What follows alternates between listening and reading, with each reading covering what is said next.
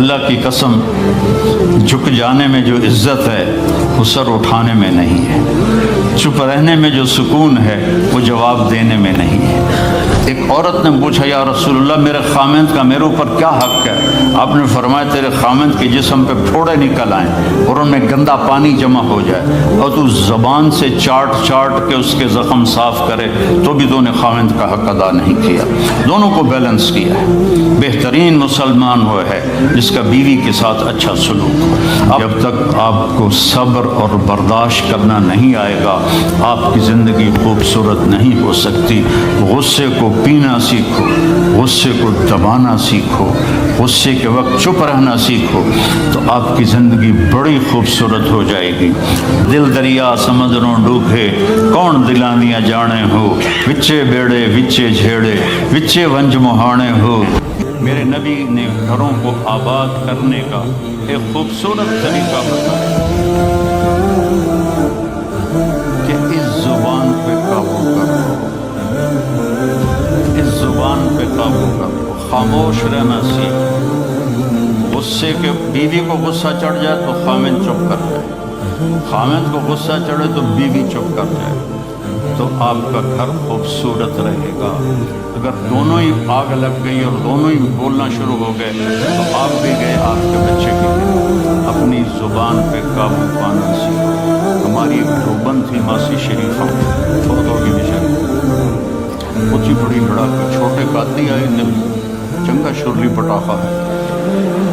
وہ آئی میری بہن کے پاس، کہتی بی بی میری نوواں میرے نال بڑا لڑدیاں، لڑتی آپ تھی، میری نوواں میرے نال بڑا لڑدیاں، میں نے کوئی تویز دے تو ساریاں میری نوکر بن گئی۔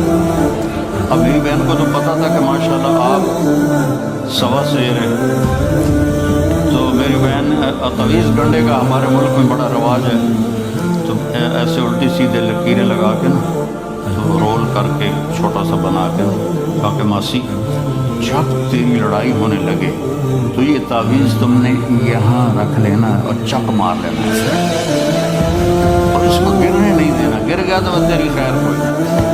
تو اس نے کیا کیا، اب اس کو چپ کروانے کا طریقہ، تو تعویذ کی تو بڑی اہمیت ہوتی ہے۔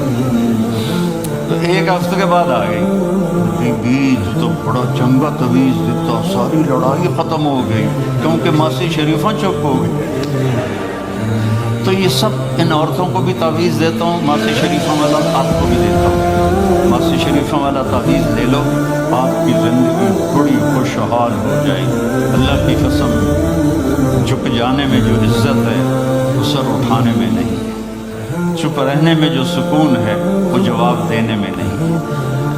آپ خاموش رہنا سیکھو، آپ اپنے بچوں کو عزت دینا سیکھو، اپنے بچوں کو ٹائم دیا کرو۔ یہاں مرد کی بھی جاب ہے، عورت کی بھی جاب ہے۔ بچے نظر انداز ہوتے ہیں، ان کو ٹائم دو۔ میرے نبی نے فرمایا اکرموا اولادکم، اپنی اولاد کو عزت دو، اور آپ نے فرمایا خیرکم خیرکم لأہلہ، سب سے بہترین مسلمان وہ ہے جو بیوی سے اچھا سلوک کرے۔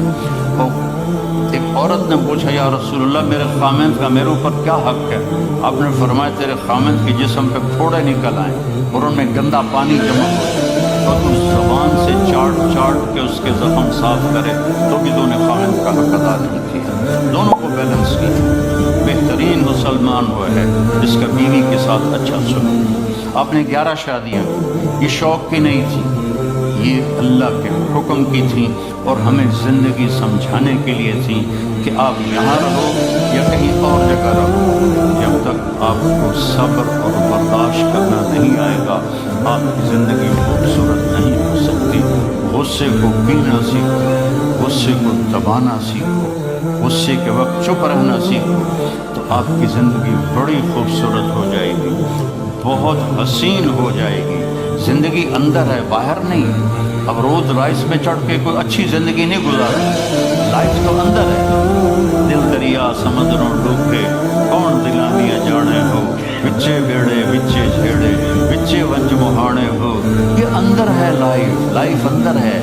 اور کیا لطف انجمن کا جب دل ہی بجھ گیا ہو، جب اندر بجھا ہوا ہو تو پھر باہر کی چیزیں کوئی مزہ نہیں دیتی۔ عاصم کے مرنے کے بعد ہمیں کوئی شے اچھی نہیں لگتی، حالانکہ لائف ہر نعمت موجود ہے، سب کچھ موجود ہے۔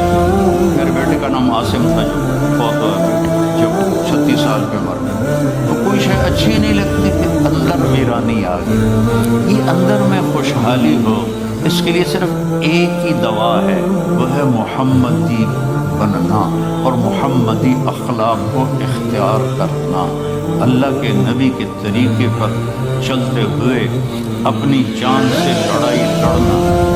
ایک ہمارا دوست تھے، وہ تبلیغ میں گئے تو ان کو داڑھی رکھنے کا شوق ہو گیا، اب بیوی ان کی رکاوٹ بنے کہ داڑھی رکھو گے تو مجھے طلاق دینی ہوگی۔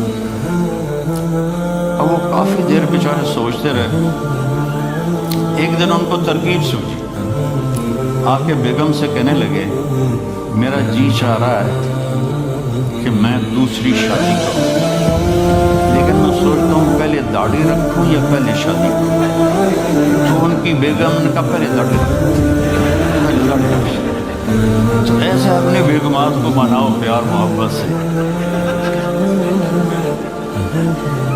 عزت تو نبی کے طریقے میں ہے، نبی کا طریقہ چھوڑ کے میرا والد مجھے ڈاکٹر بنانا چاہتا تھا، تو آج میں یہاں کھڑا ہوتا، اگر میں ڈاکٹر ہوتا، میرا چھوٹا بھائی ڈاکٹر ہے، بہت اعلیٰ ڈاکٹر،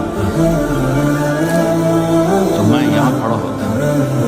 مجھے یہاں میرے نبی کا طریقہ لے کر آیا ہے، میرے نبی کی سنت لے کر آئی ہے، میرے نبی کی زندگی لے کر آئی ہے، اور آپ جس محبت سے تشریف لائے ہیں اس کے پیچھے میرے نبی کی زندگی ہے۔ اللہ کی قسم عزتوں کا خزانہ ہے میرے نبی کی پاکیزہ زندگی۔ آپ نے ہمیں پوری زندگی گزار کے دکھائی۔ حضرت عائشہ کی دینداری فرما رہے ہیں، عائشہ انه ليهون علي ان اريدك زوجتي في الجنة، عائشہ مجھے تو جب سے پتہ چلا ہے تو جنت میں میری بیوی ہے، میرے لیے تو مرنا ہی آسان ہو گیا۔ پر جس نے رب کو دیکھا ہو اس کے لیے کسی اور کی حاجت رہ جاتی ہے، باقی یہ صرف دلداری کے لیے تھا۔ ایک دوسرے کی تعریف کرو، ایک دوسرے کے لیے اظہار محبت کرو۔ آج کا ماحول ایسا ہے، بیگم سے کہو گے آئی لو یو، آپ کی خیر تو ہے کی ہوئے،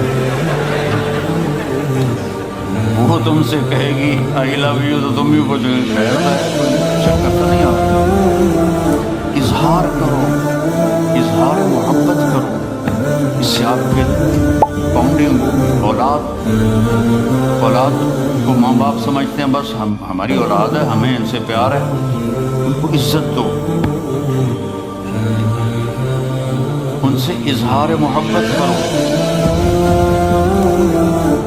ڈاکٹر عبدالحی صاحب ایک بڑے بزرگ گزرے ہیں، وہ اپنے ایک مرید کے ہاں کھانے پہ گئے، پوچھنے لگے کھانا کس نے بنایا؟ مرید نے کہا جی میری بیگم نے بنایا۔ کہا اس کو بلاؤ، ان کی بیگم آ گئی تو فرمانے لگے بیٹی آپ کا کھانا کھایا بہت ہی اچھا تھا، بہت مزے کا تھا۔ وہ رونے لگی دھاڑ دھاڑ، تو وہ ڈاکٹر صاحب پریشان ہو گئے کہ بیٹی خیریت تو ہے، کیا ہوا؟ وہ کہنے لگی حضرت آپ کے مرید کے پاس مجھے 30 برس ہو گئے، 30 سال، کبھی ایک دن اس نے میری کسی چیز کی تعریف نہیں کی۔ اظہار کرو، اظہار کرو۔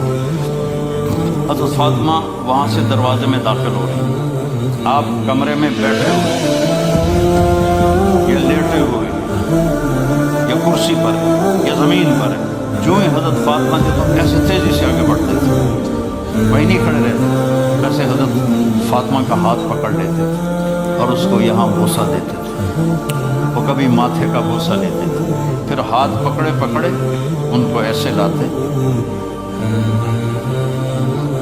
اور چارپائی میں بٹھاتے، اس کے بعد خود بیٹھتے تھے۔ یہ میرے نبی کی عزت ہے اولاد کے ساتھ۔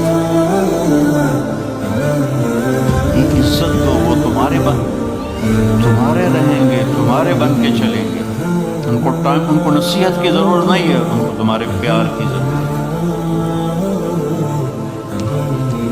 اور جب اللہ کے نبی حضرت فاطمہ کے گھر جاتے تو حضرت فاطمہ یہ کرتی تھی، وہ کھڑی ہو جاتی، آگے بڑھ کر اللہ کے نبی کے ماتھے کا بوسہ لیتی، پھر ان کا ہاتھ پکڑ کے ان کو چارپائی پہ بیٹھاتی، پھر خود نیچے بیٹھتی تھی۔ اظہار بہت بڑی دوا ہے، بہت بڑی غذا ہے۔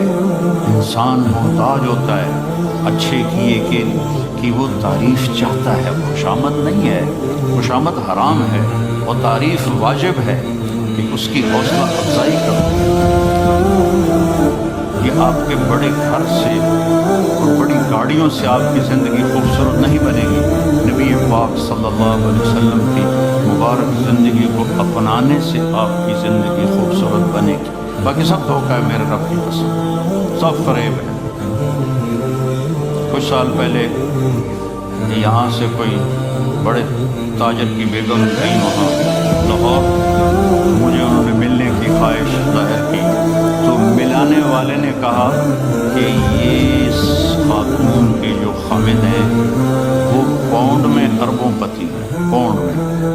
تو ٹھیک ہے، وہ آ گئی اور آ کے رونا شروع کر دیا کہ لوگ مجھے سمجھتے ہیں میں بڑی خوش قسمت ہوں، بڑی دولت ہے، بڑی گاڑیاں ہیں، لیکن میں سب کو کیا کروں، میرے خامد کا سلوک ہی اچھا نہیں۔ ہر شے اس نے زیرو کر دی کہ سلوک اچھا۔ اس کے چند دن بعد ایک اور واقعہ پیش ہوا۔ ایک نوجوان میرے پاس ہے کہ حضرت اللہ نے دنیا کی ہر دولت دی، ہر شے دی ہے، لیکن میری بیوی کی زبان 30 فٹ لمبی، میں کہ 29.5 فٹ کٹ دے باقی ران دے، تو اس کی زبان بڑی لمبی ہے، میں تنگ، اگر بچے نہ ہوتے تو میں اس کو طلاق دے دیتا۔ بھائی بہنوں، بچوں بچیوں، اگر زندگی کو خوبصورت بنانا ہے تو نبی کا طریقہ ہے، اللہ کی قسم اس کے سوا کوئی طریقہ نہیں۔